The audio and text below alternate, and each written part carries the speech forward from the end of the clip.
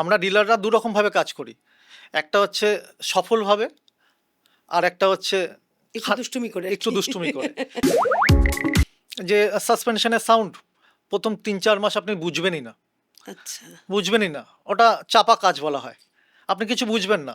আপনাকে ওরমভাবেই করে দেওয়া হবে। ওপর ওপর একটা ওপর করে দেওয়া হলো। আচ্ছা, মানে প্রপার ওয়েতে কাজ হলো না। তাতে কি হলো, আপনি ৪-৫ মাস বাদে যখন আবার সাসপেনশনে যাবেন তখন আপনাকে একটা মোটা টাকা দিতে হচ্ছে। এই গ্যারান্টি ওয়ারেন্টির মধ্যে একটা পার্থক্য বলি। ওয়ারেন্টি মানে হচ্ছে শুধু লেবার, আর গ্যারান্টি মানে হচ্ছে লেবার অ্যান্ড পার্টস। আমরা যেমন গ্যারান্টি দিয়ে গাড়ি বিক্রি করি, গাড়ি বিক্রি করে দেওয়ার পরে কাস্টমারদের যে সমস্যার সম্মুখীন হচ্ছে, সেই সমস্যার সম্মুখীনটা আমাকে ক্লিয়ার করতে হবে, যেহেতু তার জমানো পুঁজি দিয়ে আমার থেকে সে গাড়ি নিয়েছে আফটার ডেলিভারি। After delivery. এইটা আমাকে করতেই হবে।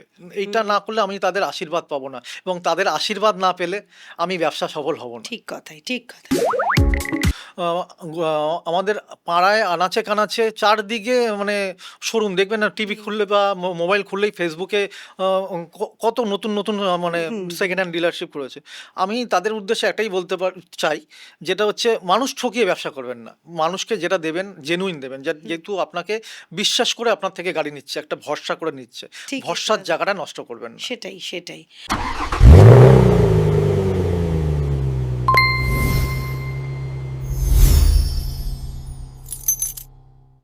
নমস্কার, আমি ইপসিতা আর আপনারা দেখছেন আনকাট আড্ডা, রিয়েল পিপল, রিয়েল টক। আমরা আজকে অত্যন্ত গুরুত্বপূর্ণ একটি বিষয় নিয়ে আপনাদের সামনে হাজির হলাম আড্ডা দেব বলে। বিষয়টি হলো গাড়ি। গাড়ি যেমন স্বপ্নের, তেমন এখনকার দিনে বাস্তবিকভাবে ভীষণ প্রয়োজন। মানুষ গাড়ি কিনছেন, কোনো মানুষ হয়তো বাজেটের কারণে বা প্রথম গাড়ি কিনতে গেলেও অনেক মানুষ সেকেন্ড হ্যান্ড বা পুরনো গাড়ির দিকে বেশি ঝুঁকে যান। ভাবেন যে প্রথম গাড়িটি পুরনো গাড়ি দিয়ে একটু হাত পাকাই বা চলুক, হোয়াটএভার কি মনে করেন, বা বাজেট যে কোনো কারণে। কিন্তু পুরনো গাড়ি সবসময় খারাপ তা কিন্তু নয়। এবার এই পুরনো গাড়িটাও তো একটা স্বপ্ন, সেই স্বপ্ন অনেক সময় কিন্তু বড় আর্থিক ক্ষতির কারণও হয়ে যেতে পারে যদি সম্যক ধারণা বা জ্ঞান আমাদের না থাকে। সেই বিষয় নিয়ে আমরা আজকে আলোচনা করব। আজকের আড্ডার বিষয়টি এটা, যে পুরনো গাড়ি কেনার সময় আমরা ঠিক কী কী দেখে নেব।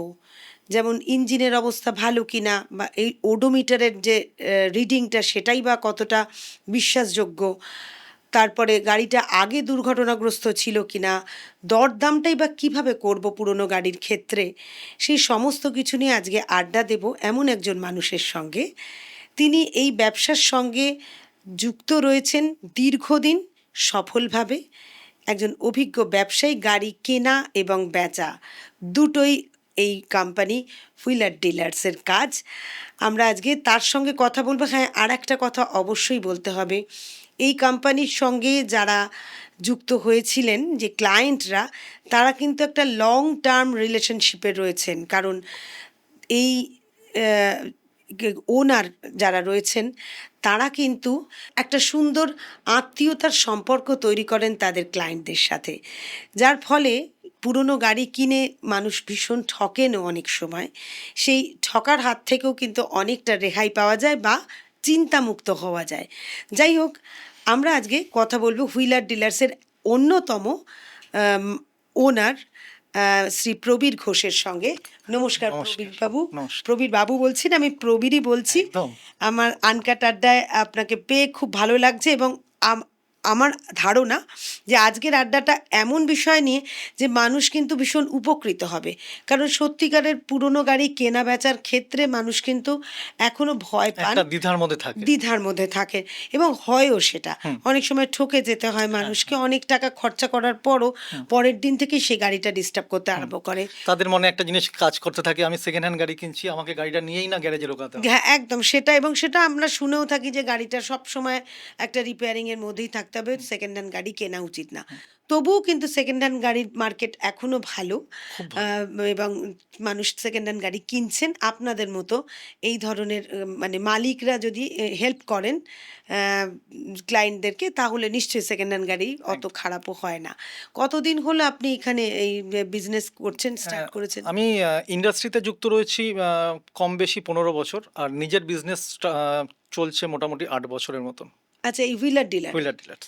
আচ্ছা, বা এই আপনাকে একটা কথা বলি যে এই গাড়ি কেনা বেচার এখন মানে গাড়ি কিনছে কিরকম, মানুষের প্রবণতাটা কিরকম দেখছে? আমি আপনাকে একটা ছোট্ট এক্সাম্পল দিই। মোটামুটি ধরে রাখুন, এখন যদি মাসে 30টা গাড়ি বিক্রি হয়, অল ওভার কলকাতার বলছি, তো নতুন গাড়ি যদি 30টা বিক্রি হয়, সেখানে পুরনো গাড়ি বিক্রি হয় 120টা। হ্যাঁ, ইয়েস, এত? একদম। আচ্ছা। মানে পুরনো গাড়ির চাহিদাটা মারাত্মক পরিমাণে বেড়েছে। মানে এখন মানুষ নতুন গাড়ি, যাদের মেন্টালিটি কাজ করে আমি নতুন গাড়ি কিনতে হবে, তো তারা নতুন গাড়িতেই গিয়ে যাবে। কিন্তু তাদের বাড়ির লোকেরা সাজেশন দেয় যে এই গাড়িটা একটা পুরনো গাড়ি নিয়ে একটা হাত সেট কর, একটু ভালো গাড়ি এদিক ওদিক ঘষা মাজা কর, দেন নতুন গাড়িতে। বা অনেক সময় রাফ ইউজের জন্য হয়তো বাচ্চা রেগুলার রেগুলার যাচ্ছে বা সাঁতারে এক যাচ্ছে। একজনের হয় 2-3টে গাড়ি ক্যারি করে, যাদের হ্যাঁ, সামর্থ্য আছে। দুটো তিনটে গাড়ি, দুজন তিনজনের তিনজনের জন্য জন্য, পরিবারের, পরিবারের সে জন্য। হয়তো কাউকে সেকেন্ড হ্যান্ড গাড়িটা দেওয়া হলো দাও। হয়তো। হ্যাঁ। আচ্ছা, যাই হোক, যেটা বিষয় সেটা হচ্ছে যে পুরনো গাড়ি কিনতে গেলে কি কি বিষয়ের উপর নজর রাখতে হবে আমাদেরকে? পুরনো গাড়ি কিনতে হলে আপনাকে মাইন্ডটা সেট করে আসতে হবে, আমি একটা সেকেন্ড হ্যান্ড গাড়ি কিনছি। প্রথমত আপনি নতুন গাড়ি কিনছেন না। পুরনো গাড়ি কিনতে আসলে আপনি গাড়িটা এসে দেখবেন কোনো কোনো ডিলারশিপে একদম সাজিয়ে গুছিয়ে শোরুম কন্ডিশন করে রাখে। হুম। আবার কিছু কিছু ডিলারশিপ রয়েছে গাড়িটা যেই অবস্থায় পার্টির বাড়ি থেকে আনা হয়েছে সেই অবস্থায় রাখে, যেমন আমরা রাখতে পছন্দ করি, কারণ পার্টিরা দেখবে যে আমার গাড়ি, এই গাড়িটা এরকম ছিল, দেন ডেলিভারির সময় আমার গাড়িটা নতুন করে দিচ্ছে। হুম। তো আচ্ছা। আমার মতে যে গাড়িটা অ্যাজ ইট ইজ অবস্থায় দেখাটা সব থেকে ভালো গ্যারেজে ঢোকানোর আগে। তাহলে আমি উপলব্ধি করতে পারবো গাড়িটার এই প্রবলেমগুলো রয়েছে। কারণ অনেক ডিলাররা রয়েছে যারা ওপর কাজ করে বাড়ি থেকে চকাচক করে একদম গাড়ি পলিশ করে গাড়ি ডেলিভারি করে, দেন যেটা হওয়ার সেটাই হয়, বারবার গাড়ি নিয়ে গ্যারেজে ঢুকতে হয়। তো আমার মতে প্রথম যখন আপনি সেকেন্ড হ্যান্ড গাড়ি কিনতে আসছেন, একটা অভিজ্ঞ মেকানিককে নিয়ে আসবেন অবশ্যই সাথে করে। এইটা কেউ বলবে না আপনাকে, কারণ সবাই বলবে যে হ্যাঁ গাড়ি নিতে এসছেন দেখবে। আমার মতে একটা ডিলার হয়ে আমি বলছি, একটা অভিজ্ঞ মেকানিক নিয়ে আসুন সঙ্গে করে, তাকে গাড়িটা দেখান, তাকে গাড়িটা চালাতে বলুন, আপনি পেছনে বসবেন। গাড়িতে যখন আপনি বসবেন তখন মিউজিক সিস্টেমটা পুরো অফ করে দেবেন, দেন আপনি গাড়িটা প্লেন রাস্তায় চালাবেন, এবং আপনার মেকানিককে বলবেন যে একটু রাফ রাস্তা নিয়ে যেতে, যেখানে একটু গাড্ডা ফাড্ডা বেশি আছে, তাদেরকে আপনি অবজার্ভ করতে পারবেন যে গাড়িটা কী অবস্থা রয়েছে, তাতে সাসপেনশনের আওয়াজ পাবেন, এসিটা কীরকম রয়েছে সেটা জানতে পারবেন। যেহেতু মেকানিক সঙ্গে আসছে, মেকানিকের কাজ হচ্ছে, আপনি যেহেতু মেকানিককে পারিশ্রমিক দিয়ে আনছেন, আমি এই গাড়িটা এত লাখ টাকা দামের একটা গাড়ি, আপনার ভরসায় আমি গাড়িটা নিচ্ছি, তো মেকানিকের কাজ হবে মেকানিক যেই সিলগুলো দেখা, যে গাড়িটা কোনো অ্যাক্সিডেন্টাল হয়েছিল কি না, দেন গাড়িটার ইঞ্জিনটা কী অবস্থায় রয়েছে, সাসপেনশনটা কী অবস্থায় রয়েছে, কি কি কাজ মেকানিক আপনাকে বলল। আপনার যদি মনে হয় আপনি এই গাড়িটা নেবেন, সেক্ষেত্রে ডিলারের কাছে গিয়ে থরলি লেখাতে হবে এই কাজগুলো আমার মেকানিক পেয়েছে, আপনি যদি এই প্রাইজের ওপরে আপনি আমাকে করে দিন, তাহলে আমি গাড়িটা নেব। এটা হচ্ছে একদম মানে ওনাদের এটাই আচ্ছা। বলা উচিত আমার মতে। আমিও যদি একটা গাড়ি কিনতে যাই বা কিছু একটা প্রোডাক্ট কিনতে যাই, আমিও এটাই করব। তো মেকানিক যখন গাড়ি যখন আপনি ফাইনাল করে ফেললেন, যখন আপনি গাড়িটা আনতে যাবেন, তখন আবার মেকানিকটাকে নিয়ে যাবেন। আচ্ছা, আপনি ও ডিলার কাজগুলো করলো কিনা আমি কি করলো করে কিনা বুঝবো? সেটা দেখতে হবে। দুরকমভাবে কাজ হয়, আমরা ডিলাররা দুরকমভাবে কাজ করি। একটা হচ্ছে সফলভাবে, আর একটা হচ্ছে একটু দুষ্টুমি করে আর একটু কি। দুষ্টুমি করে। দুষ্টুমি করে কি হয়, আপনাকে কাজটা এরমভাবে করে দেবে মেকানিকরা, যে সাসপেনশনের সাউন্ড প্রথম 3-4 মাস আপনি বুঝবেনই না, আচ্ছা। বুঝবেনই না। ওটা চাপা কাজ বলা হয়। আপনি কিছু বুঝবেন না, আপনাকে ওরমভাবেই করে দেওয়া হবে, ওপর একটা ওপর করে দেওয়া হলো। আচ্ছা। মানে প্রপার ওয়েতে কাজ হলো না। তাতে কি হলো, আপনি 4-5 মাস বাদে যখন আবার সাসপেনশনে যাবেন, তখন আপনাকে একটা মোটা টাকা দিতে হচ্ছে। হুম। কিন্তু যারা ভালো ডিলার, যারা গ্যারেন্টি দিয়ে গাড়ি বিক্রি করে, এবার এই গ্যারান্টি ওয়ারেন্টির মধ্যে একটা পার্থক্য বলি। ওয়ারেন্টি মানে হচ্ছে শুধু লেবার, আর গ্যারান্টি মানে হচ্ছে লেবার অ্যান্ড পার্টস। আমরা যেমন গ্যারান্টি দিয়ে গাড়ি বিক্রি করি। তো যারা ভালো ডিলার রয়েছে, অনেক ডিলার রয়েছে কলকাতায় যারা সফল ব্যবসা করে, ভালো রয়েছে, আমারও পরিচিত রয়েছে, তারা মানুষ ঠকায় না। আচ্ছা, মানুষ ঠকিয়ে ব্যবসা করা যায় না। একদিন, দুদিন, 4 দিন, 2 পরে বছর, তো বুঝতেই পারবে তারপরে সবাই ব্যবসাটা সেখানে বন্ধ হয়ে একদম যাবে, কারণ তার কাছে কেউ পৌঁছাবে না। কোনো কিছুই করা যায় না, কোনো কিছু শুধু করা যাবে গাড়ির না। ব্যবসা কেন। হ্যাঁ, আমরা মনে করি ডিলার হয়ে একটা গাড়ি তো সবাই বিক্রি করতে পারে। দেন আমার সব থেকে যেটা মনে হয় একটা হিসাবে, ডিলার হিসাবে, আফটার সেলস ডেলিভারি এইটা একটা বড় ফ্যারি করে। গাড়ি বিক্রি করে দেওয়ার পরে কাস্টমারদের যে সমস্যার সম্মুখীন হচ্ছে, সেই সমস্যার সম্মুখীনটা আমাকে ক্লিয়ার করতে হবে, যেহেতু তার জমানো পুঁজি দিয়ে আমার থেকে সে গাড়ি নিয়েছে। After delivery. আফটার ডেলিভারি এইটা আমাকে করতেই হবে। এইটা না করলে আমি তাদের আশীর্বাদ পাবো না, এবং তাদের আশীর্বাদ না পেলে আমি ব্যবসা সফল হব না। ঠিক কথাই, ঠিক কথা। মানে আপনি পরবর্তী সম্পর্কটা এইভাবেই প্রত্যেকটা মানে ক্লায়েন্টদের সাথে রেখেছেন। তা বলে আমি বলবো না রিপোর্ট আসেনি আমার ক্ষেত্রে। অজস্র রিপোর্ট এসছে, যেমন ভালো রিপোর্ট এসছে সেরকম খারাপ রিপোর্টও এসছে।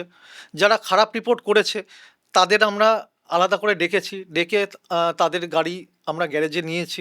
তাদের একটা টাকাও দিতে হয়নি আমার তরফ থেকে। আমি যেটা আমার করণীয় সেটা আমরা করে দিয়েছি। এইটাই বিজনেস। বিজনেস করতে হলে তোমাকে একটা কোথাও অনেস্টি না অনেস্টি থাকলে তো রাখতেই হবে। সেটা একদম। সব সময় যদি চিটিং করি না। তাহলে তো আর একটা লং টার্ম প্রসেস হবে না, কিছুই করা কিচ্ছু যায় হবে না।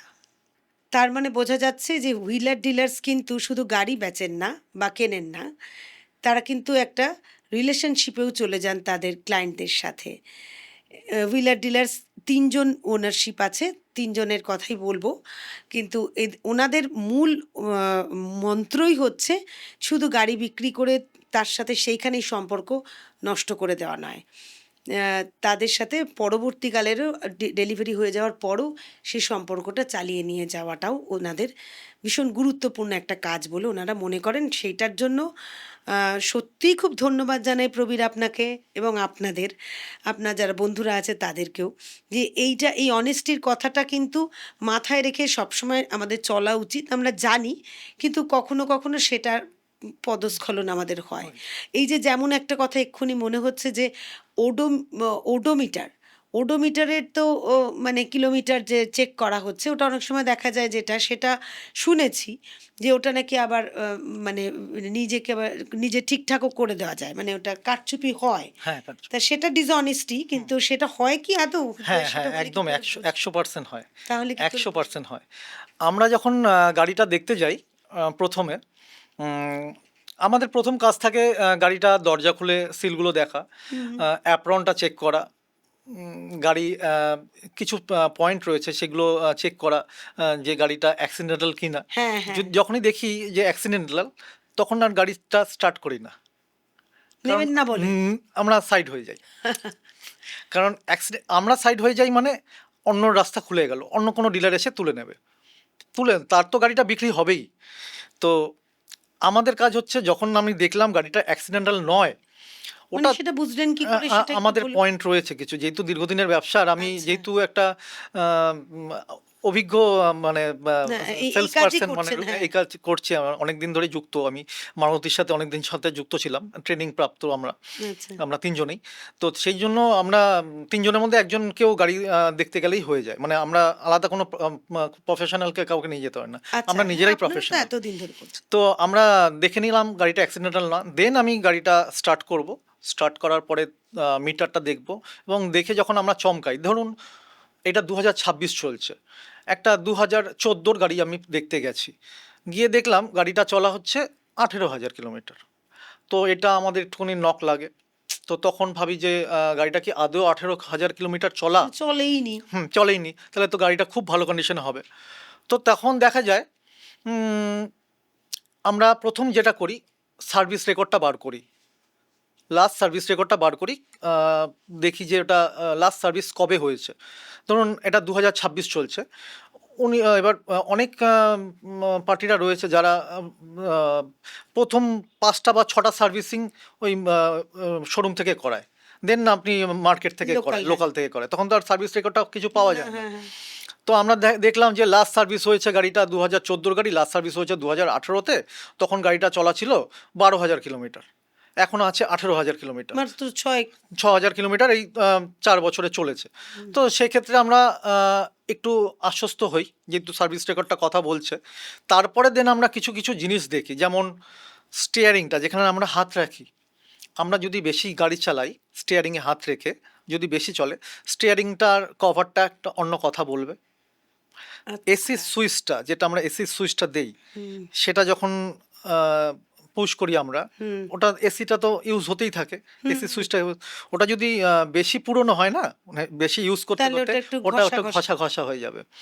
দেন আমরা দেখি এক্সিলেটর বা ব্রেক বা ক্লাচ, ওই যে রাবার ব্যান্ডটা যেটা থাকে, একটা রাবার ইস্যু যেটা থাকে, ওটাও ক্ষয়ে যায়। ওটাও ক্ষয়ে যায়। তো ওই সব পয়েন্টগুলো, কিছু কিছু পয়েন্ট আছে।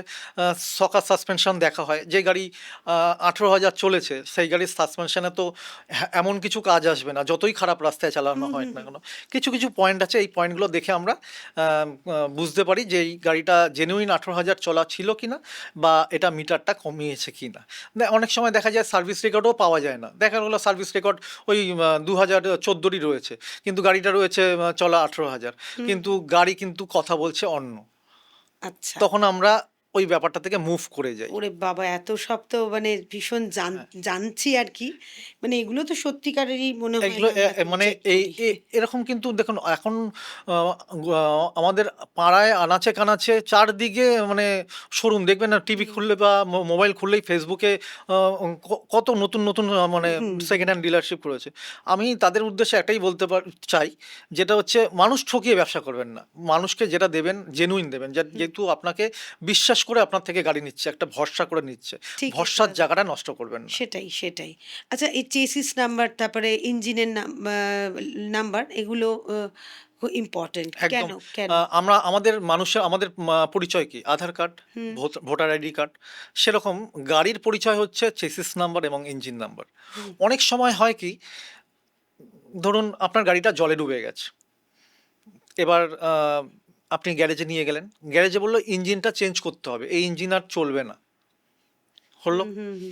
সমস্যাটা আপনাকে আমি বলে দিই কী হয়। যখন ইঞ্জিনটা আপনি একটা বাইরে থেকে, মল্লিক বাজার থেকে একটা ইঞ্জিন নিয়ে এসে লাগিয়ে দিলেন, ভালো ইঞ্জিন লাগিয়ে দিলেন, ঠিক আছে, গাড়ি তো দৌড়াচ্ছে, কিন্তু আপনার স্মার্ট কার্ডে, আপনার যে গাড়ির স্মার্ট কার্ড আছে সেটাতে তো engine number, chassis number show করা আছে। হ্যাঁ, হ্যাঁ, ওটা তোর সাথে মিলবে না। ইঞ্জিন নাম্বারের সাথে তো এই স্মার্ট কার্ডের নাম্বারটা কখনো মিলছে না। আপনি বিপদে তখনই পড়বেন যখন আপনার গাড়িটা সিএফএ করতে যাবেন। একটা গাড়ির বয়স যখন 15 বছর হয়ে যায়, সরকার 5 বছর করে দুবার সিএফ করার পারমিশন দেয় প্রাইভেট গাড়ির ক্ষেত্রে। সেক্ষেত্রে আপনি যখন সিএফএ নিয়ে যাবেন, ওখানে যারা কর্তারা, যারা অফিসাররা যারা থাকে, তারা যখন চেসিস নাম্বার আর ইঞ্জিন নাম্বার মেলাবে কাগজে ঘষে, তখন দেখবে ইঞ্জিন নাম্বারটা আপনার মিলছে না স্মার্ট কার্ডের সাথে, তখন বলে দেবে এই গাড়িটা স্ক্র্যাপ। তারা তখন আর জানতেই চাইবে না যে এটা ইঞ্জিন নাম্বার মিলছে না কেন, বা মানে ওটা বাতিল হয়ে গেল। গাড়িটা ওরা সঙ্গে সঙ্গে লাল মার্ক করে দেবে আপনার পেপারে, মানে হয়ে গেল আপনার গাড়িটা স্ক্র্যাপ। তো সুতরাং যখনই গাড়ি নেবেন, এটা সাধারণত 100টা কাস্টমারের মধ্যে 90টা কাস্টমারও আমাদের কাছে জানতে চায় না বা দেখতে চায় না, বা মেকানিকরা আসলেও তারা সেটা সচরাচর দেখে না, তারা শুধু মেকানিক্যাল কন্ডিশনটা দেখে মেকানিক আসলে। কিন্তু আমার মনে হয় এইটা অবশ্যই দেখা উচিত, যেটা আমরাও দেখি গাড়ি তুলতে গিয়ে, স্মার্ট কার্ডের সাথে চেসিস নাম্বার এবং ইঞ্জিন নাম্বারটা মিলিয়ে নিই, দেখে নিই যে এই যে স্মার্ট কার্ডটা আমার হাতে আছে, এই গাড়িটারই এটা ইঞ্জিন নাম্বার চেসিস নাম্বার কি না, এটা আমরা দেখিয়ে নিই। তার মানে আমরা যখন গাড়ি কিনতে যাই, গাড়ি in the sense second hand গাড়ি কিনতে যাই, সত্যি ভাবি যে হয়তো মেকানিক নিয়েও চলে গেলাম, কিন্তু প্রপারলি জানা হচ্ছে না যে মানে সবটা জানা হচ্ছে না। যতটা আমি আপনার থেকে জানছি, আমাদের মনে হয় সবার আরও আরও অনেক বেশি সচেতন হওয়া উচিত গাড়ি, সেকেন্ড হ্যান্ড গাড়ি কেনার বিষয়ে। আমরা আরও অনেক সচেতনতার কথা শুনবো, হয়তো একটু আমাদের সঙ্গে থাকুন। আমি এবার বলবো যে কি কি কাগজপত্র দেখে নেওয়া উচিত প্রবীর? একটা গাড়ি যখন আপনি ফাইনাল করলেন, মানে আপনি তো এসেই আগে কাগজপত্র চাইবেন না দেখতে কি কি, না। মানে আপনি একটা বেসিক, আপনার কাছে 20টা অপশন থাকবে, আপনার বাজেট অনুযায়ী আপনি একটা গাড়ি পছন্দ করলেন, আপনি মনে মনে ঠিক করলেন যে এই গাড়িটাই আমার ফার্স্ট গাড়ি হবে, এবং ফার্স্ট গাড়ি আপনার, এটা আপনার কাছে এটা নিউ কার হতে পারে, আপনি সেকেন্ড হ্যান্ড গাড়ি কিনছেন বাট আপনার কাছে এটা নিউ কার, আপনার আদর্শ সেটা, বা একটা ছোটবেলার স্বপ্ন স্বপ্ন, ছিল। হ্যাঁ। তো আপনি গাড়িটা ফাইনাল করলেন, ফাইনাল করার পরে দাম দরে পরে যাবেন, কত দাম হবে কি হবে সেটাতে পরে যাবেন, সেটা তো আপনি গাড়িটা নেবেন ঠিক করেছেন, আপনি দাম দরটা তো ফাইনাল করবেনই। আপনি দেখতে চাইবেন প্রথম, দাদা গাড়িটার স্মার্ট কার্ডটা একটু দেখাবেন আমাকে। স্মার্ট কার্ডটা নিলেন আপনি হাতে, নিয়ে আপনার প্রথম কাজ হবে স্মার্ট কার্ডটা নিয়ে সোজা গাড়ির কাছে চলে যাওয়া, গিয়ে চেসিস নাম্বার ইঞ্জিন নাম্বারটা মিলিয়ে নেওয়া, আপনি স্যাটিসফাই, দেন আপনি চলে আসলেন আপনি আপনার সিটে। সেকেন্ড, আপনাকে দেখতে হবে গাড়িটার ট্যাক্সটা কীরকম আছে, ট্যাক্সটা লাইফ টাইম ট্যাক্স আছে কি 27, 28, 30, 31, 32 এরকম ট্যাক্সটা দেখে নিতে হবে। এবার এই ট্যাক্সটা যে আপনাকে কাগজটা দেখাচ্ছে, আপনি জানবেন কি করে এটা অরিজিনাল? হুম। আপনাকে তো জানতে হবে যে আমি যে কাগজটা দেখছি সেই কাগজটা অরিজিনাল কি না, তাই আপনাকে তো। তো শিওর হতে হবে। আপনি তো গাড়িটা নেওয়ার পরে ভাববেন না, গাড়িটা নেওয়ার আগেই তো ভাববেন ঠিক, যে আমি যে কাগজটা হাতে নিয়ে রয়েছি এই গাড়িটা 12 গাড়ি 27 ট্যাক্স। হুম। তো আপনাকে জানতে হবে সরকারি পরিবহন অ্যাপ রয়েছে, কোনো থার্ড পার্টি অ্যাপে বিশ্বাস করবেন না। অনেক পার্টিরা আমাকে ফোন করে বলে থার্ড পার্টি একটা অ্যাপ আমাকে পাঠালো, দেখুন নাম ট্রান্সফার হয়নি এখন আমার গাড়িটা, আমি গাড়িটা নিয়েছি এখনও নাম ট্রান্সফার হয়নি। আমরা বলি নাম ট্রান্সফার হয়ে গেছে, আপনাকে স্মার্ট কার্ডও ছবি পাঠিয়ে দিচ্ছি আমি। তো ওনারা বলছে যে এখানে অ্যাপে দেখাচ্ছে না, না, ওটা third party app, third party অ্যাপে বিশ্বাস করবেন না। আপনাদের সরকারি যে সরকারি অ্যাপে আপনারা চেক পরিবহন যে- পরিবহন, অথবা গুগলে গিয়ে আপনি বাহন সার্চ করতে পারেন, বাহনে, হ্যাঁ, হ্যাঁ, হ্যাঁ। বাহনে বা পরিবহনে গিয়ে আপনি সার্চ করে দেখে নেবেন যে এই যে কাগজটা রয়েছে আপনার হাতে ট্যাক্সটা, এটা অনলাইনের সাথে মিলছে কিনা। কারণ অনেক সময় অনেক ডিলাররা এই যেই ট্যাক্স টোকেনটা রয়েছে সেটাও জালিবার করে, সেটাও সম্ভব। উফ বাবারে। মানে কাস্টমাররা গাড়ি নেওয়ার পরে মাথায় হাত থাকে, তারপরে তো আর টাকা পয়সা লেনদেন হয়ে গেছে, মানে তুমি তোমার রাস্তা আমি আমার রাস্তা, তখন তো তুমি সব সাইন করেই তো নিয়েছো, সব তো দেখেই নিয়েছো, ঠিক আছে? ঠিক, তো এই এই একটা বিপদের সম্মুখীন হয় সাধারণত। সেকেন্ড, থার্ড আপনি দেখবেন হচ্ছে ইন্স্যুরেন্স। একটা গাড়ির ইন্স্যুরেন্স দু রকম হয়, একটা ফার্স্ট পার্টি হয়, একটা থার্ড পার্টি হয়। যখন গাড়িটা আপনি কিনছেন তখন অলরেডি হয়তো ইন্স্যুরেন্সটা ফেল থাকতে পারে বা দেওয়া থাকতে পারে, যদি দেওয়া থাকে তাহলে নামটা ট্রান্সফার করে নেবেন, ডিলারকে বলবেন যে ইন্স্যুরেন্সটা যেই কপিটা রয়েছে এটা আমার নামে ট্রান্সফার করে দিন, ওটা করা সম্ভব, 200-300 টাকা লাগে, ওটা হয়ে যায়, নিজের নামে ইন্স্যুরেন্সটা হয়ে গেল। আর আর যদি ফেল থাকে তাহলে আপনি কিন্তু সঙ্গে সঙ্গে ফার্স্ট পার্টি করাতে পারবেন না, যতক্ষণ না আপনার নাম ট্রান্সফার হচ্ছে তারপরে আপনি ফার্স্ট পার্টি করাতে পারবেন। দেন আপনাকে থার্ড পার্টি করাতে হবে, আপনার যদি মনে হয় যে আমি এখন ফার্স্ট পার্টি করে নেব, দেন আপনি নাম ট্রান্সফারের পরে ফার্স্ট পার্টি করতে পারবেন আবার নতুন করে, বা 1 বছর পিরিয়ডটা শেষ হয়ে গেলে তারপরে আপনি ফার্স্ট পার্টি করতে পারেন। আচ্ছা, আচ্ছা। 3 নম্বর হয়ে গেল। 4 নম্বর দেখবেন হচ্ছে পলিউশন, খুব সামান্য ব্যাপার, পলিউশনটা দেখা যায় অনলাইনে, আপনি দেখে নিতে পারবেন, আর কাগজও দেখে নিতে পারবেন যে কারণ ওটা এমন পলিউশনটা কোনো টাকার এমন কোনো ব্যাপার টাকার ব্যাপার না, 100-150 টাকার ব্যাপার। 5 নম্বর পয়েন্টটা সব থেকে বেশি ভাইটাল, আচ্ছা। আমি বারবার আপনাদের বলছি 5 নম্বর পয়েন্টটা সব থেকে বেশি ভাইটাল, এই জন্য তার কারণ মানুষরা কিন্তু এই 5 নম্বর পয়েন্টটাতেই ঠকে। কি পয়েন্ট? যদি স্মার্ট কার্ডে, আপনার ব্যাংক লোন দেখায়, ওটা যদি ওয়াই থাকে বা যদি এন থাকে, এন। এন, এন মানে হচ্ছে নো, ওয়াই মানে হচ্ছে ইয়েস। আচ্ছা। যদি এন থাকে দেন খুব ভালো, আর যদি ওয়াই থাকে তাহলে আপনাদের অবশ্যই যাচাই করতে হবে দুটো পেপার, একটা হচ্ছে ফর্ম 30 আর একটা হচ্ছে এনওসি। যে ভদ্রলোকের গাড়ি ছিল, উনি যে গাড়িটা কিনেছিল উনি গাড়িটা লোনে নিয়েছিল। ডিলাররা আমরা সবসময় যখন গাড়ি তুলি ভদ্রলোকের থেকে এনওসি নিই এবং ফর্ম 30 সাইন করা পেপার নেই, ব্যাংকে স্ট্যাম্প দেওয়া, আর ওনারও সাইন থাকে যে আমার লোনটা কমপ্লিট হয়ে গেছে, তার এগেনস্টে ব্যাংক আমাকে এনওসি দিয়েছে এবং ফর্ম 30 দিয়েছে। ও, তা না হলে তো লোনটা মানে যে নিচ্ছে সে বাইরের উপর পড়বে পড়বে। হ্যাঁ, এই ভুলটা কিন্তু অনেকে করে ফেলে। আমি বারবার করে বলছি, অনেক দুষ্টু ডিলাররা রয়েছে যারা কিনা এই ব্যাপারটা পুরো চেপে যায়। আপনাকে যে এনওসিটা দিচ্ছে সেটা আমরা ভুক্তভোগী, এত অভিজ্ঞ ডিলার হয়েও আমরা ভুক্তভোগী। আমরা একটা গাড়ি তুলেছিলাম, সেখানে যে আমাদের এনওসিটা দেওয়া হয়েছিল সেটাও সেটা মিথ্যা। জাল। পুরো ব্যাংকের স্ট্যাম্প থেকে শুরু করে সবকিছু সমেত জাল ছিল। আমি জানতে পারিনি, বুঝতে পারিনি। যখন আমি নাম ট্রান্সফার গাড়িটা বিক্রি করলাম, যখন আমি নাম ট্রান্সফারে ফেললাম, তখন আমাকে পেপারটা লক করে দিল যেটা লোন রয়েছে এই আশয় এ বিষয়। বাবা, কত টাকা গেছে আমার জানেন? 82,000। ন্যাচারালি আমি 82,000 দিয়ে লোনটা ক্লোজ করি, দেন আমি পার্টিকে হাতে চাবিটা দিই। ভয়ঙ্কর বিপদ। ভয়ঙ্কর বিপদ। এই মানে বিপদের এইটা, আচ্ছা মালিকানাও তো চেঞ্জ হয়। ধরুন আপনি যে সেকেন্ড হ্যান্ড গাড়ি বিক্রি করছেন তা তো নাও হতে পারে, তার আগে হয়তো 3-4 জনের গাড়িটা হাত বদল হতে হতে এসছে, সেরকমও তো হয়। হ্যাঁ, একদম তা সেই সম্ভব। ক্ষেত্রে কি সেটা কি খুব আপনি ভয়ঙ্কর বা ফোর্থ নম্বর ওনার হয়েও আপনি ব্যাংকের লোন করতে পারবেন। এরকম আচ্ছা কোনো ব্যাপার না যে আপনি ফার্স্ট ওনার হলেই লোন করতে পারবেন। আপনি যদি ফোর্থ ওনার হন, সেক্ষেত্রে আপনি লোন পাবেন সেই গাড়ির এগেনস্টেই, আচ্ছা যদি আপনার পেপার ওকে থাকে। আপনি প্রফেশনাল যেটা করছেন, জব করছেন, অনেক এরকমও হয়। আমাদের অনেক ফোন আসে, যেহেতু আমরা প্রত্যেক সপ্তাহে ভিডিও করি। দাদা আমি 12,000 টাকা স্যালারি পাই, আমি একটা 2 লাখ টাকার গাড়ি নেব। সম্ভব নয়, আচ্ছা। সম্ভব নয়। অনেক ক্ষেত্রে মানে সম্ভব নয়, মানে হবেই না। তা তো সেই দিক দিয়ে আমি বলতে পারি, আপনি গাড়ি নেওয়ার স্বপ্ন দেখছেন, একটু রোজগারটাও বাড়াতে হবে, একটু ব্যাংক ট্রানজাকশনটাও বাড়াতে এবার হবে। গাড়ির মেনটেনেন্সটাও তো আছে, দেখতে হবে, রোজগার না হ্যাঁ। করলে কি করে মানুষের হবে? শখ থাকে গাড়ি নেওয়ার। নিশ্চয়ই। বাবা সত্যি কথা বলতে কিন্তু সাধারণ মানুষ এত বোঝেন না। আর আমার ধারণা আমাদের এই আড্ডাটা শুনেও তারা কতটা মানে সচেতন হবেন, আমি তো অন্তত যদি কখনোই সেকেন্ড হ্যান্ড গাড়ি বা পুরনো গাড়ি কেনার পরিকল্পনা করি, তাহলে তো হুইলার ডিলার্সের কাছেই যাব। কারণ কারণ আপনারা সব চেক করে দেন এবং তার পরবর্তীকালে একটা রিলেশনশিপ রাখেন। সুতরাং সেই ভরসাতেই আর কি আমি দর্শকদেরও বলছি যে সেই ভরসাতে হুইলার ডিলার্সের কাছে যাওয়াই যায়।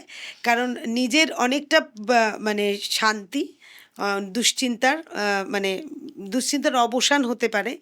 আমি হুইলার ডিলার্সের কাছে যাওয়ার কথা বলবো, কারণ আমি নিজেও জেনেছি যে ওনারা কিভাবে সম্পর্ক রাখেন, সম্পর্ক স্থাপন করেন আগে, তারপরে এই সম্পর্কটা কন্টিনিউ করেন। আচ্ছা, ইন্স্যুরেন্স ক্লেম নিয়ে আমি মাথায় ঘুরছে ওটা বলি, যে ইন্স্যুরেন্স ক্লেম হিস্ট্রি আর কি, যেটা ক্লেম হিস্ট্রি, সেইটা কিভাবে বোঝা যাবে আর কি? ইন্স্যুরেন্স ক্লেম হিস্ট্রি একদম ইজি, কোনো ইসে নয় এটা। যেহেতু ইন্স্যুরেন্স ক্লেম হিস্ট্রিটা হচ্ছে, ধরুন মারুতির গাড়ি অ্যাক্সিডেন্ট হয়েছে, হুন্ডাইতে তো ঢুকবে না, ঢুকবে তো মারুতি ওয়ার্কশপে। তাই তো। তো ইন্স্যুরেন্স ক্লেম হিস্ট্রিটা একদম কোনো দিকে না তাকিয়ে, আপনার যদি মনে হয় যেই ডিলারের থেকে আপনারা গাড়ি নিচ্ছেন, যেমন আমাদের তরফ থেকে প্রত্যেকটা কাস্টমারকে, সে যদি 2005-এর গাড়ি নেয় বা 2025-এর গাড়ি নেয়, যেই গাড়ি নিক না কেন, আমরা প্রত্যেকটা কাস্টমারকে পুরো সার্ভিস প্রোভাইড দিয়ে দিই। এই যে গাড়িটার পুরো সার্ভিস রেকর্ড, এই এই এই এই এই সার্ভিস রেকর্ড হয়েছে, মানে আচ্ছা। তাতে যা আছে আপনার কাছে পুরো ক্লিন, যা হ্যাঁ আপনি স্যাটিসফাই। এটা মারুতি বা হুন্ডাই বা টয়োটা, যে কোম্পানি হোক না কেন, তাদের সার্ভিস রেকর্ডটা আমরা প্রোভাইড করে দিই কাস্টমারের কাছে। ইন্স্যুরেন্স ক্লেম রিপোর্টটা আপনি এই সার্ভিস সেন্টার থেকেই পাওয়া সম্ভব। আপনার কাছে কি কি গাড়ি আছে বর্তমানে? বর্তমানে আমার কাছে Maruti, Hyundai, Toyota, Mahindra, tata সব রকম গাড়ি অ্যাভেলেবেল রয়েছে। আমরা মোটামুটি খুব আধুনিক গাড়ি যেটা খুব ট্রেন্ডি, সেরকম গাড়ি কি আছে? অ্যাকচুয়ালি আমরা না এমন একটা ডিলারশিপ, মানে খুব হাই গাড়িগুলো তুলি না। ধরুন অনেকে 2023-24-এ স্করপিও, ইনোভা এই টাইপের গাড়ি তোলে।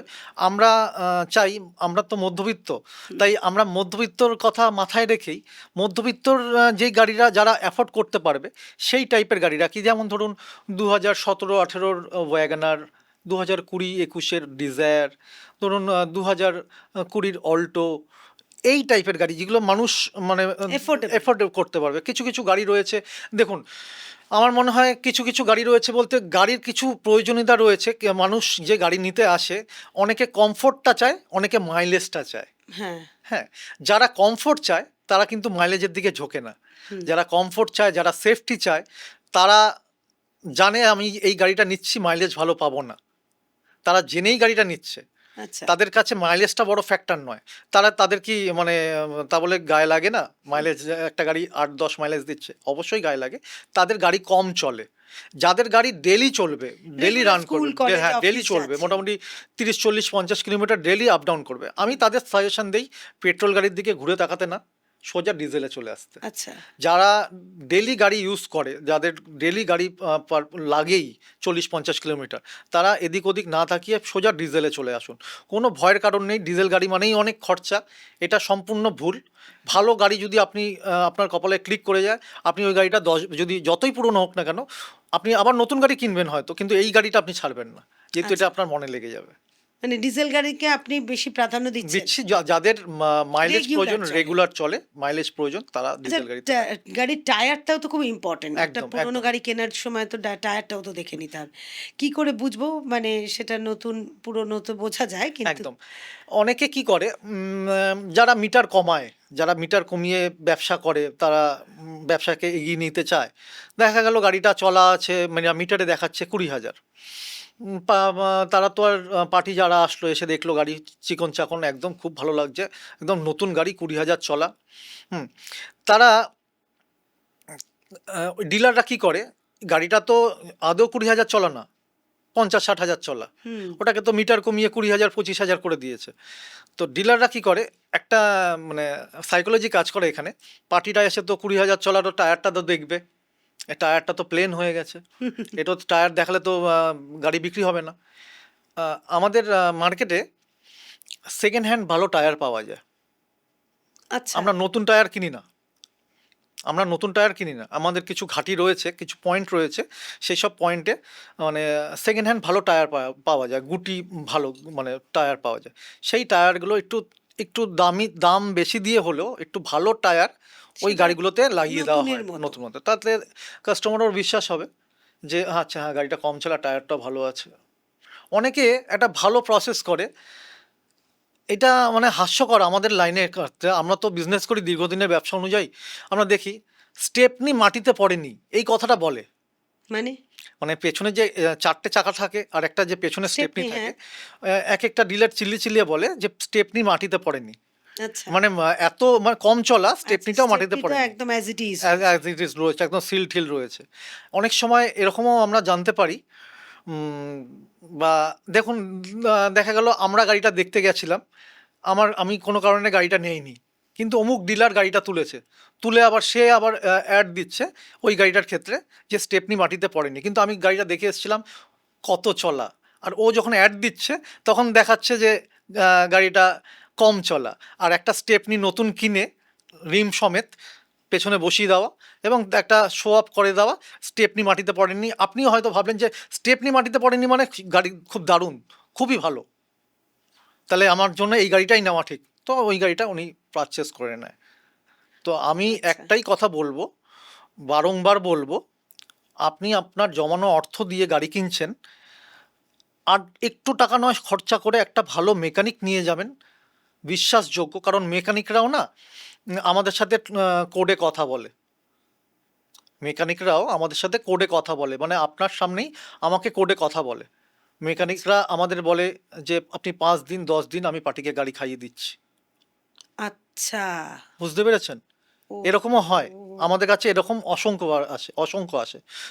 তাই জন্য আমরা কি করি, মেকানিক যখন নিয়ে আসে, আমরা 3জন পার্টনার কেউ থাকি না গাড়ির আশেপাশে, ওদের কাছেই থাকি না, যাতে এরকম কোড না আসে। আমি যদি 10,000 টাকা একে দেবো, মেকানিককে দেবো কেন, আমি 10,000 টাকা পার্টিকে ডিসকাউন্ট দেবো, বা পার্টিকে আমি একটা কিছু অ্যাক্সেসরিজ, একটা অ্যান্ড্রয়েড সিস্টেম লাগিয়ে দেবো, পার্টি আমাকে খুশি হয়ে বলবে হ্যাঁ ভাই ভালো করেছো, তাই না? ঠিক, আমি তো ঠিক। একে কেন দিতে যাব টাকা?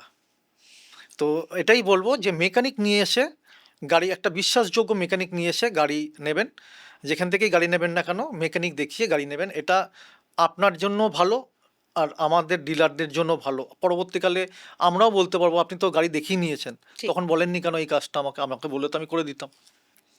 আজকের আড্ডার বিষয়টা কিন্তু খুব ইন্টারেস্টিং। গাড়ি কেনার স্বপ্ন কে না দেখে, অন্তত আজকের দিনে। আর গাড়ি কিনতে গেলে কিন্তু একটু পুঁজির দরকার হয়ই। অল্প রোজগার, অথচ স্বপ্ন সফল করার জন্য ভীষণ মনের বাসনা, ইচ্ছা।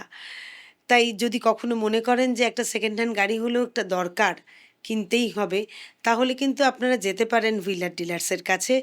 প্রবীরের কোম্পানি এবং ওর সাথে আরও দুজন রয়েছেন। তাদের নাম দুটো একটু প্রবীর একটু বলে দিন। একজনের নাম হচ্ছে শান্তনু মুর্মু, খুব ফেমাস, আরেকজন হচ্ছে তন্ময় মণ্ডল।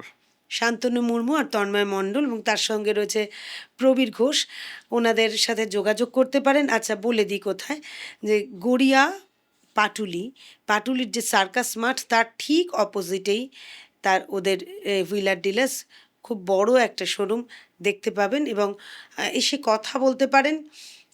ওদের সাথে কথা বললে আপনার ভালো লাগতে পারে, হয়তো আপনার স্বপ্নটা সফল হয়ে যেতে পারে, আপনি কিনে ফেলতে পারেন একটা আপনার পছন্দের মতো গাড়ি। আচ্ছা, এবার বলছি, গাড়ি থেকে অনেক সময় ধোঁয়া বেরোয়, গাড়ি থেকে না, মানে গাড়ির ধোঁয়াটা তো বিপজ্জনক খুবই। তা সেইটা কিভাবে, ওটা কি কন্ট্রোল করে, ওটা গাড়ি কেনার সময় কি ওরকম চেপে চেপে দেওয়া যায়? পেট্রোল গাড়ির ক্ষেত্রে ধোঁয়াটা বেরোয় না? মানে 100টার মধ্যে 99টা গাড়ি বেরায় না, একটা আচ্ছা। গাড়ি বেরাতে পারে। যদি বেরিয়ে যায় তাহলে বুঝে যেতে হবে ওই গাড়িটার দিকে এরম তাকানোও যাবে না। যদি পেট্রোল গাড়িতে দেখা যাচ্ছে ধোঁয়া বেরাচ্ছে, তাহলে অসম্ভব। অসম্ভব। অনেক সময় শীতকালে ভোরবেলা বা আপনি যখন শীতকালে যখন গাড়িটা স্টার্ট করছেন, প্রথম গাড়ি, সেটা পেট্রোল গাড়ি হোক বা ডিজেল গাড়ি হোক, একটা হালকা সাদা ধোঁয়া মারে। ওটা শীতকালীন এফেক্ট। আচ্ছা, ইঞ্জিনটা ঠান্ডা হয়ে যাওয়ার জন্য ওইটা হয়। ওটা সবসময় হয় না, গরমকালে হয় না, ওটা বর্ষাকালে হয় না। ঘাবড়ানোর কিছু নেই। ঘাবড়ানোর কিছু নেই, শীতকালে হয় মাঝে সাঝে। পেট্রোল গাড়িতে ধোঁয়া বেরোলে তাকাবেনই না। হুম। আর ডিজেল গাড়ির নিয়ম হচ্ছে ধোঁয়া মারবেই। আচ্ছা। আচ্ছা, এখন যে আধুনিক গাড়িগুলো বেরিয়েছে, ধরুন 2022, 23, 24-এর পরে, এই গাড়িগুলোতে সাধারণত ধোঁয়া মারে না। কিন্তু আপনি দেখবেন রাস্তায় পুলিশের গাড়ি, হুম। অ্যাম্বুলেন্স, অনেক অনেক গাড়ি রয়েছে, সরকারি গাড়ি, যেগুলো খুব এগুলো বেশি ইউজ হয়। বেশি দেখবেন রাস্তা পুরো একদম অন্ধকার করে দিয়ে চলে যায়। হ্যাঁ, সেদিনকে একটা বাস থেকে দেখছি, আমি কিছু দেখতে পাচ্ছিলাম হ্যাঁ, না জাস্ট। তো সাধারণত ধোঁয়াটা মানে হচ্ছে ডিজেল গাড়িতে। এবার আমি মনে করি তো একটা অত ডিলার ধোঁয়া হিসাবে, তা বলে? না ওটা প্রবলেম রয়েছে বলেই Defect মানে এ। রয়েছে। তো আমি মনে করি আহ, ডিজেল গাড়ি থেকে সামান্য ধোঁয়া বেরানোটা জাস্টিফাই, ঠিক আছে, সামান্য ধোঁয়া বেরোটা পেছন থেকে। বাট ডিজেল গাড়ির কিছু নিয়ম রয়েছে, যে গাড়ি চেকিংয়ের সময় আপনি বুঝবেন না, আরও আপনি যদি ভালো গাড়ি চালাতে পারেন, দেন সেও আপনি বুঝবেন না যে গাড়িটা কী অবস্থায় রয়েছে। এটা একমাত্র মেকানিকই বুঝবে। অনেকে আছে না, আমি 8-10 বছর ধরে গাড়ি চালাই, আমি সব বুঝি গাড়ির ব্যাপারে। না, আপনি সব বোঝেন না। আপনি আচ্ছা। হয়তো ভালো গাড়ি চালাতে পারেন, কিন্তু গাড়ির মেকানিক্যাল সম্বন্ধেটা আপনার সেরকম একটা নোটিফিকেশন আইডিয়া নেই। নেই। তো আমাদের ডিজেল গাড়ি যখন আমরা দেখতে যাই, আমাদের বনেটটা তুলে প্রথম কাজ হচ্ছে গাড়িটাকে স্টার্ট করে মোটামুটি 10 মিনিট হাই প্রেশারে রেখে দেওয়া, ইঞ্জিনটাকে গরম করা। কারণ আমি যখন আপনি যখন আমার কাছে আসবেন, আমার গাড়িটা স্টার্ট হয়নি, মানে অনেক দিন স্টার্ট হয়নি, আপনার সামনে স্টার্ট হলো ডিজেল গাড়ি, তখন আপনি কিছু বুঝবেন না। গাড়িটা যখন একটু গরম হবে, মানে ইঞ্জিনটা যখন একটু গরম হবে, দেন আপনি আপনার গাড়িটা প্রবলেমটা আপনি বুঝতে পারবেন যে এই গাড়িটা আমার জন্য নেওয়া হওয়া উচিত কি না। কী হয়, সামনে একটা ডিস্ট্রিক্ট রয়েছে, সামনে ওটা ইঞ্জিনের সাইডে থাকে, পেট্রোল গাড়িতেও থাকে, ডিজেল গাড়িতেও থাকে। কি তো জিনিস? একটা ডিস্ট্রিক্ট রয়েছে, একটা জাস্ট একটা নব রয়েছে, এরকম করে তুলতে হয়। আচ্ছা। ওটা একটা কাঠি টাইপের জিনিস থাকে। হ্যাঁ, হ্যাঁ। ওটাতে অ্যাকচুয়ালি মোবিল মোবিল চেক করা চেক হয়, হ্যাঁ। করার জন্য। তো ওইটা ডিজেল গাড়ির ক্ষেত্রে করবেন, পেট্রোল গাড়ির ক্ষেত্রে করে কোনো লাভ নেই, কারণ পেট্রোল গাড়িতে এটা হয় না প্রবলেমটা। ডিজেল গাড়ির ক্ষেত্রে আপনি ওই ডিস্ট্রিক্টটা বার করবেন, বার করে জাস্ট গাড়িটা স্টার্টটা একটু হাই রাখবেন, দেখবেন যে ওই যে গ্যাপটা রয়েছে সেইটা থেকে কোনো রকম কাদা ছিটকাচ্ছে কিনা।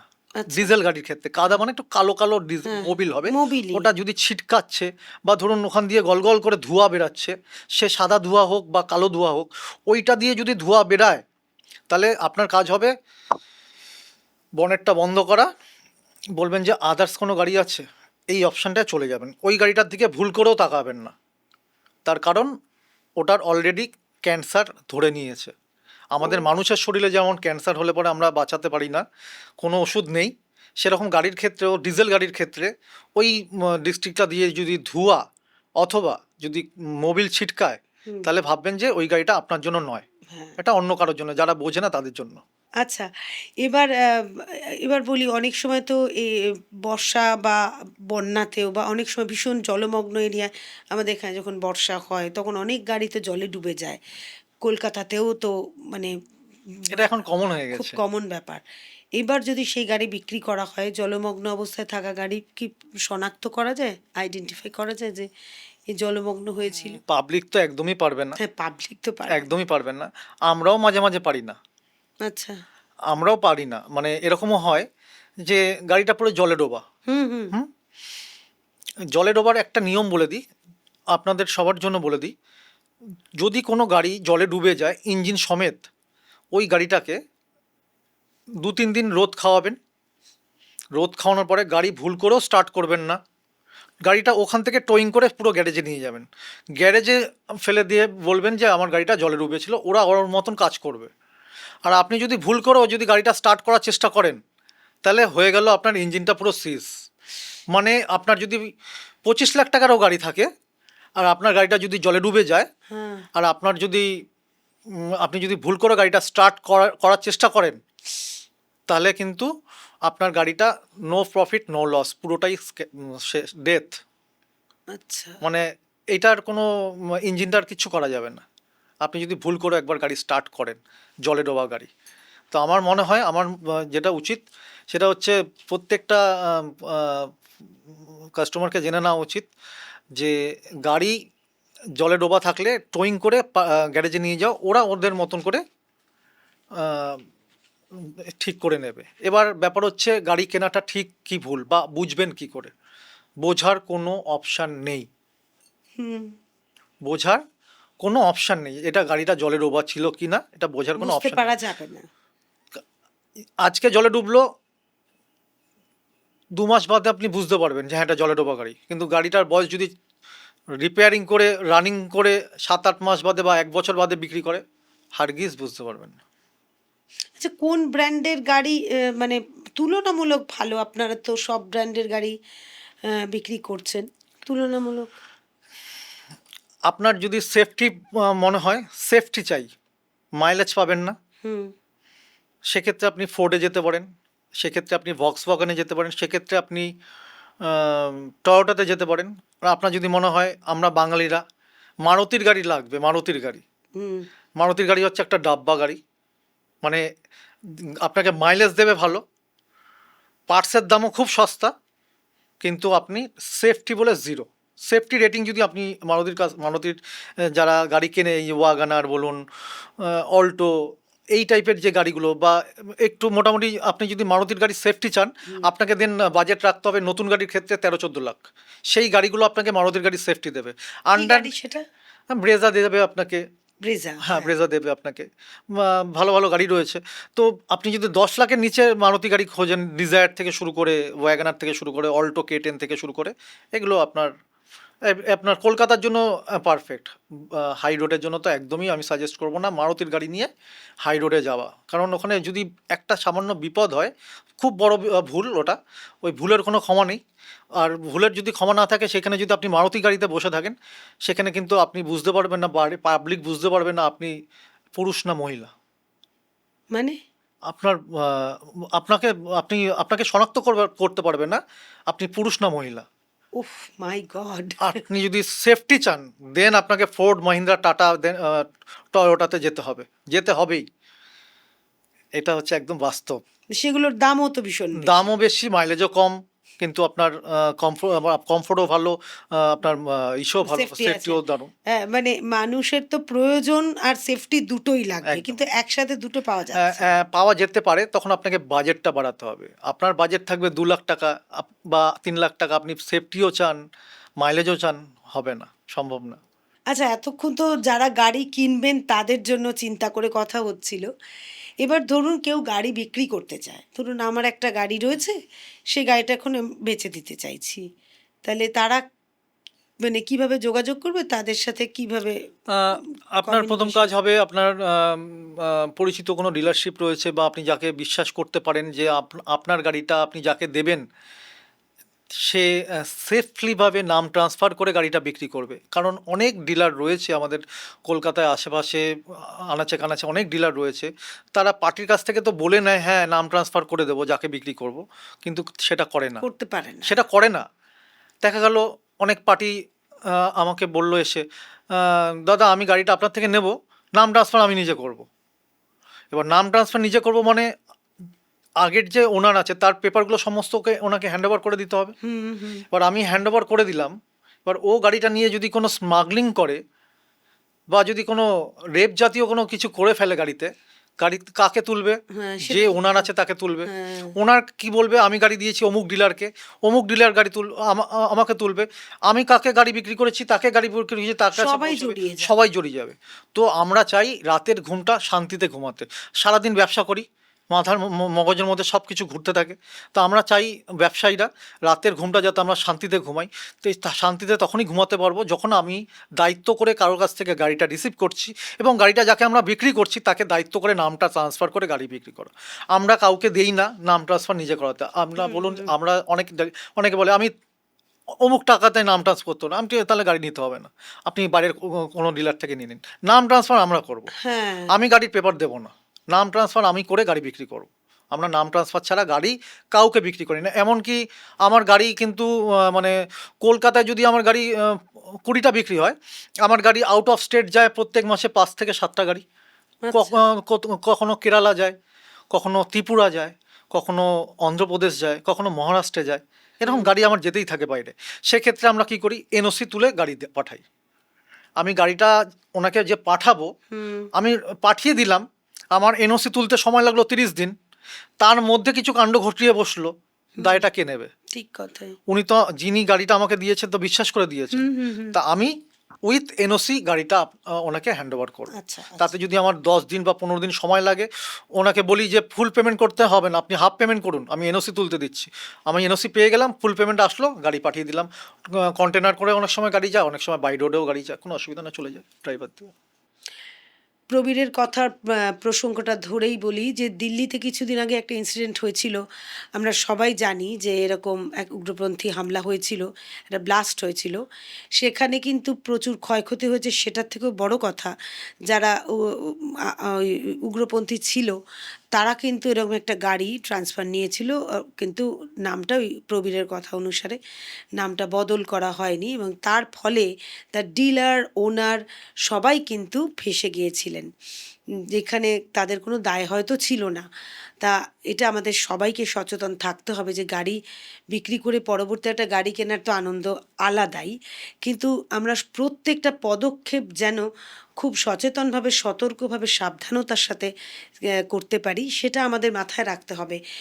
তা না হলে কিন্তু এরকম বিপদ হতে পারে। হয়তো কোনো ডিলার বললেন যে আপনি নামটা নিজে ট্রান্সফার করুন, 10,000 টাকা কম দিন, বা উনি 10,000 টাকা কম দিচ্ছেন ভেবে আপনিও লোভে পড়ে চলে গেলেন, কিন্তু নামটা ট্রান্সফার হলো না। এই 10 বা 5,000 টাকাই কিন্তু পরবর্তীকালে আপনার কাছে একটা মানে ভয়ঙ্কর রূপ ধারণ করতে পারে, যেটা কখনোই আমাদের জীবনে কাম্য নয়। ওই প্রবীরের কথা, আমরা রাত্রিবেলা খুব শান্তিতে ঘুমোতে চাই, পরিবারের সাথে থাকতে চাই, সুখী থাকতে চাই। প্রত্যেকে সারা দিন ধরে কাজ করি, নানান রকম সমস্যা নিয়ে থাকি, কিন্তু রাত্রিটুকু যেন নিজের মতো আনন্দের শান্তিতে থাকতে পারি। শান্তি, নিজের শান্তি নিজে নষ্ট করবেন না। আমরা যাতে সাবধানে থাকি সেই বার্তায় প্রবীর দিয়ে গেল। আচ্ছা, এইটা আমি বলি যে আমরা নতুন কিছু কিনতে গেলে তো ফাইন্যান্স হয়, সেই যে কোনো জিনিসের ওপরই ফাইন্যান্স হয়।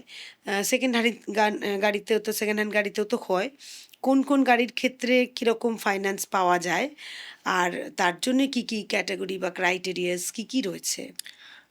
যেমন ধরুন, এখন যেগুলো মার্কেটে সচল রয়েছে, যেমন মারুতি, হুন্ডাই, টয়োটা, ভক্সওয়াগন, এই টাইপের যে গাড়িগুলো যেগুলো সচল রয়েছে, সেই গাড়িগুলোর ক্ষেত্রে নামটা মানে লোন হওয়া সম্ভব যদি গাড়িটার বয়স, এখন ধরুন 2026 চলছে, আপনাকে ব্যাংক লোন তো আমরা দেই না, একটা মাধ্যম লোন দেয়। ব্যাংকের বিজনেস, এটা আমাদের বিজনেস ফাইন্যান্সে। ফিনান্সের। তো ব্যাংক লোন দেয়, তো গাড়িটা দেখে যে কত বছর পুরনো। আমাদের ডিলার নিয়ম অনুযায়ী যেগুলো অথেন্টিক ব্যাংক, যারা কম সুদে লোন দেয়, এবং যেমন তার মধ্যে কিছু ব্যাংক রয়েছে, অ্যাক্সিস, এইচডিএফসি, টাটা ক্যাপিটাল, চোলা, এইসব রয়েছে।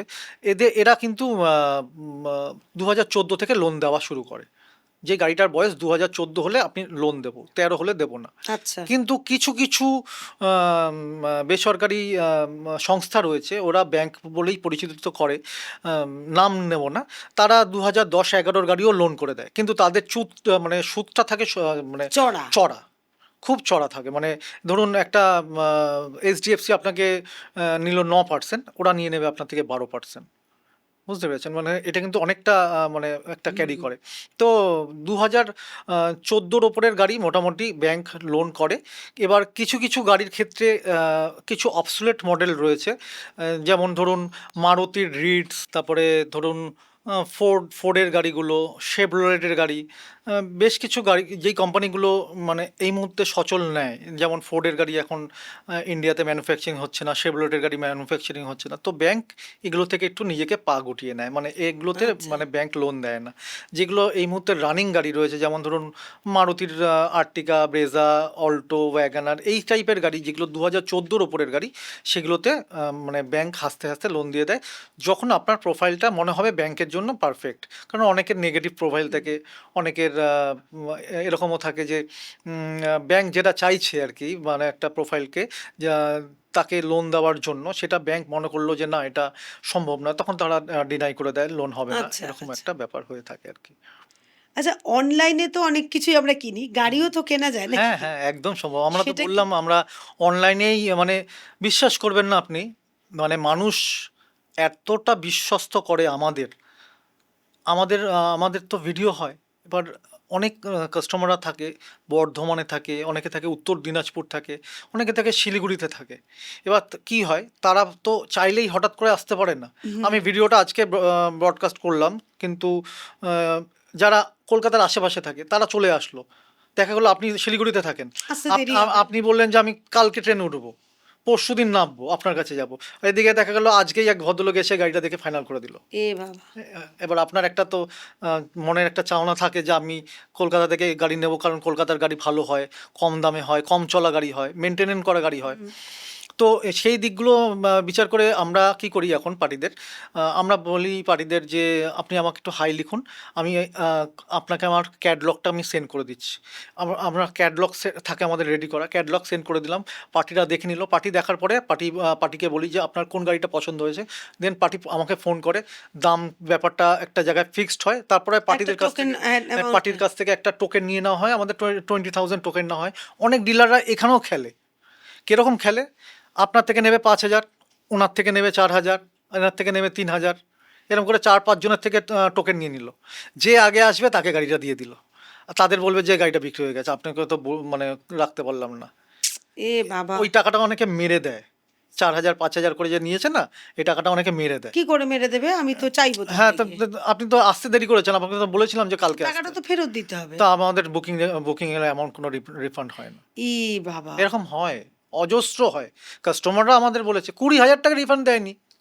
সে কি? হ্যাঁ, তো 2-4 হাজার টাকা তো বাদ দিন, 20,000 টাকা রিফান্ড দেয়নি, এরকম হয় অজস্র। তো আমরা ওইটাই বলি যে আপনারা আমাকে বুক করে দিন। আমার বুক করে দিলে পরে আমি সঙ্গে সঙ্গে আপনাকে মানি রিসিপ্ট সেন্ড করে দিলাম গাড়ির এগেনস্টে, হ্যাঁ, পুরো হ্যাঁ। গাড়ির ডিটেলস থাকলো তার মধ্যে। দেন পার্টি 2 দিন বাদে আসলো, আমি গাড়িটা কাজবাজ করিয়ে রাখলাম, রেডি করে রাখলাম, পার্টি আমার কাছে আসলো। পার্টিকে আমি আমার আমার হোটেলের ব্যবস্থা রয়েছে, পার্টিকে আমি হোটেলে রেখে দিলাম। পার্টিকে বললাম যে আপনি কালকে সকালবেলা আমাকে আজকে পেমেন্ট করে দিন, কালকে সকালবেলা গাড়ি নিয়ে বেরিয়ে যাবেন। ওনারা তাই করে, একদম সম্ভব। আচ্ছা, আচ্ছা। তা এখন মানে মানে অনলাইনেই গাড়ি বেশি বুকিং হয়। মানে আমরা ভাবি যে আমরা গাড়িটা অ্যাড দিলাম, কাস্টমার আসবে, দেখবে, ফাইনাল করবে। ওই কাস্টমার আসবে, দেখবে, ফাইনাল করবে, তার মধ্যে ফোনে অন্য কিন্তু কেউ বুকিং আপনি তুলে যে দেবে। এতগুলো কথা বললেন, অনলাইনে তো সেগুলো চেক করা, মেকানিক নিয়ে এসে চেক করা যায় না, শুধু বিশ্বাসের উপর। মেকানিক নিয়ে এসে অবশ্যই চেক করবেন যখন আপনি গাড়িটা ডেলিভারি নেবেন। আমি তো আপনাকে বললাম আমার আচ্ছা। গাড়ি ভালো বা কিছু, হ্যাঁ, আপনি শিলিগুড়ি থেকে আসছেন বলে কি মেকানিক আনতে পারবেন না? হ্যাঁ, হ্যাঁ, হ্যাঁ। অবশ্যই আচ্ছা, দরকার হলে আচ্ছা। আপনি গো মেকানিক করে নেবেন। হ্যাঁ, হ্যাঁ। গো মেকানিক তো আমার নয়, আপনি তো যে কোনো আশেপাশে নিয়ে, আমি গো মেকানিক যেখান থেকে লোক চলে আসবে, বা কোনো আপনি কোনো সার্ভিস সেন্টার থেকে লোক নিয়ে আসুন টাকা দিয়ে, নিয়ে এসে ঠিক। চেক করে আমার থেকে গাড়ি যদি মনে হয় না এটা ঠিক না, টাকা রিফান্ড করে দেবো না গাড়ি। ওকে, ওকে, ওকে। আচ্ছা, এবার একটা ব্যক্তিগত প্রশ্ন করব। আমরা অনুষ্ঠানটার প্রায় শেষের দিকে চলেছি। তবে এটা তো অনুষ্ঠান নয়, এটা একটা আড্ডা। একদম, আড্ডার তো কোনো শেষ হয় না। অনন্ত সময় ধরে আড্ডা চলতে একদম। পারে। এবং যে বিষয়টি নিয়ে আমরা আড্ডা মানে দিচ্ছি, সে বিষয়টিতে অনেক, অনেক প্রশ্ন, প্রশ্নের উত্তরের সাথেই আবার একটা প্রশ্ন চলে একদম। আসে। কারণ মানুষ প্রত্যেকটা মুহূর্তে ঠকছে। আর প্রত্যেকটা মুহূর্তে মানুষ বিশ্বাস হারাচ্ছে। আবার কিন্তু এগোতেই হচ্ছে। আমাদের তো থেমে থাকলে হবে না। হবে না।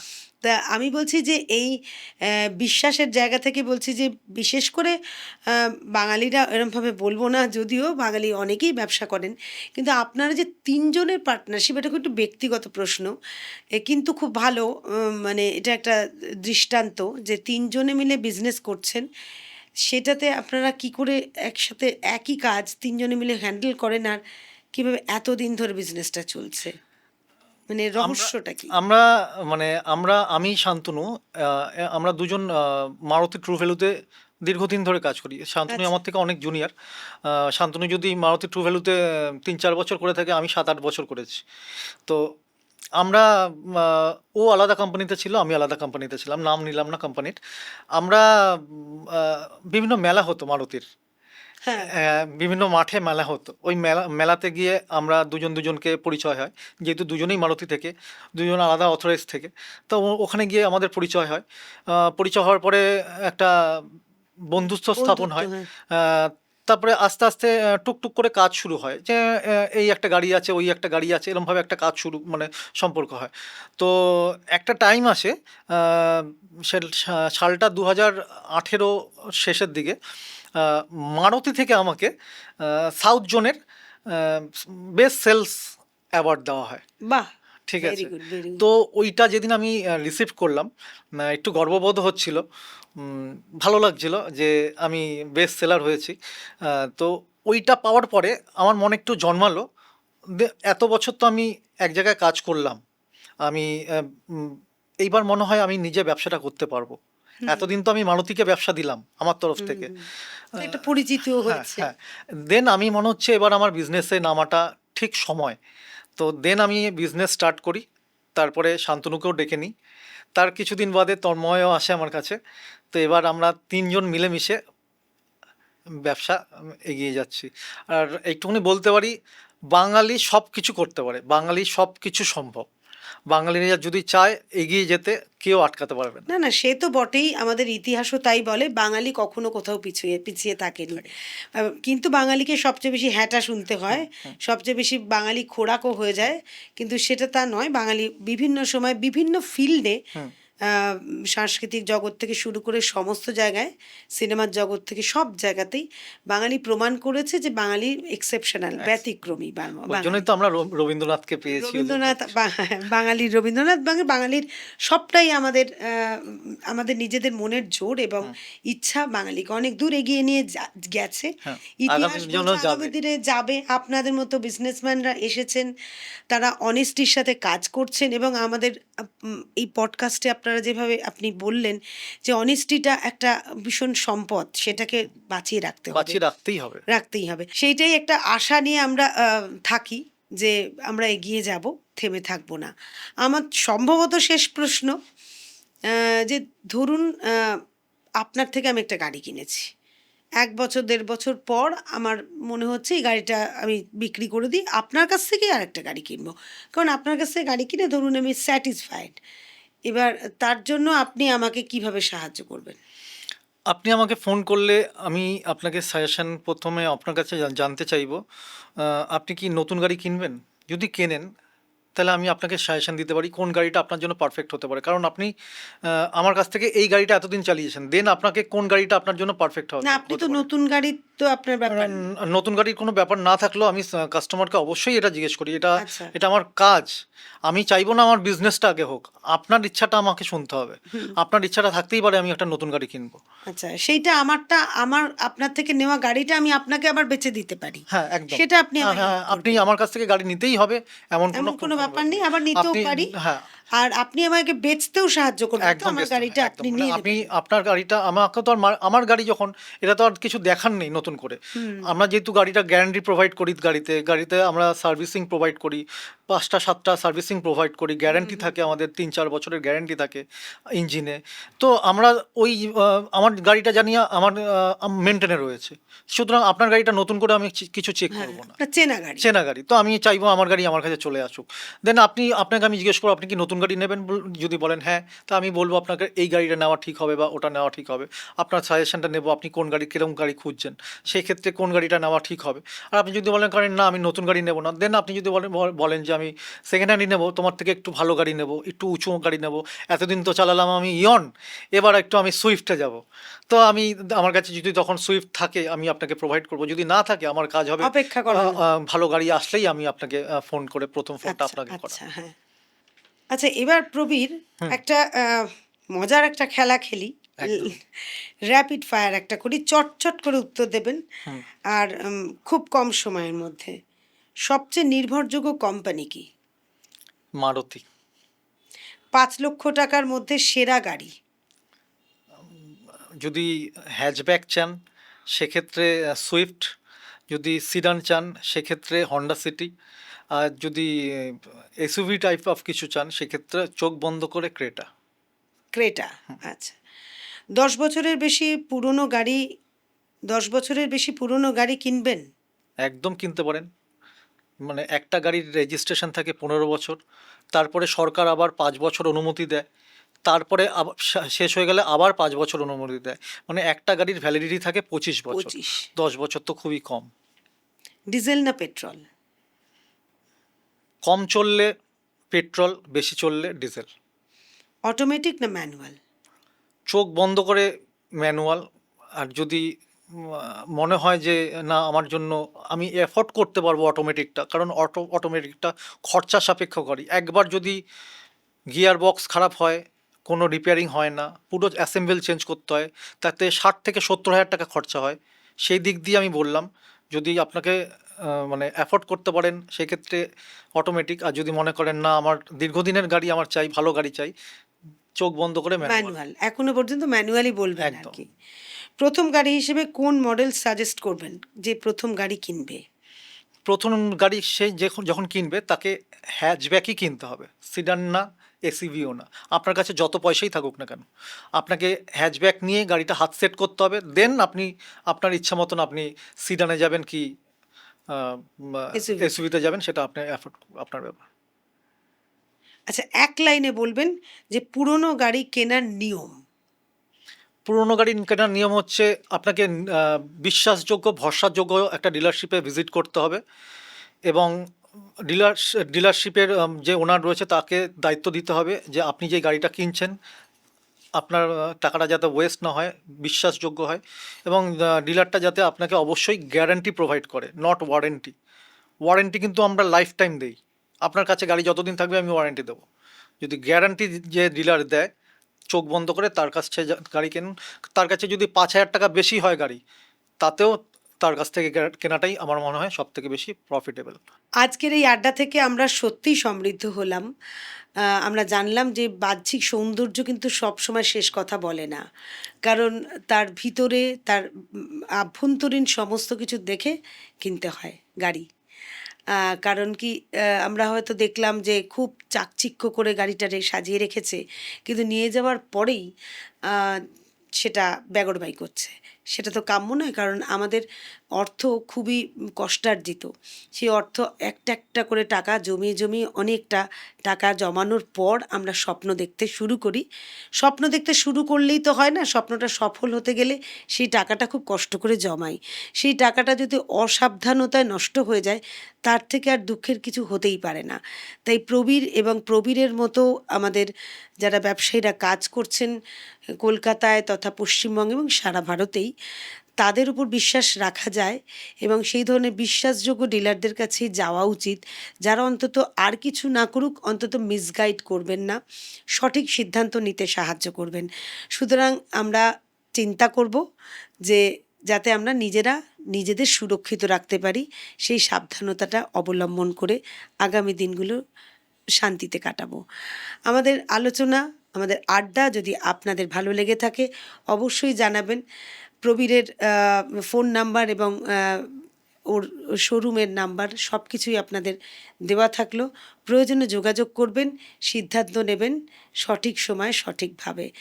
আর আমাদের পডকাস্ট যদি ভালো লাগে তাহলে তো প্রত্যেকবার বলি লাইক, শেয়ার, কমেন্ট আপনারা করবেন। আর পরবর্তী অনুষ্ঠানের জন্য, আড্ডার জন্য আপনারা অপেক্ষা করুন, ততদিন ভালো থাকুন। নমস্কার। নমস্কার। প্রবীর, নমস্কার। নমস্কার।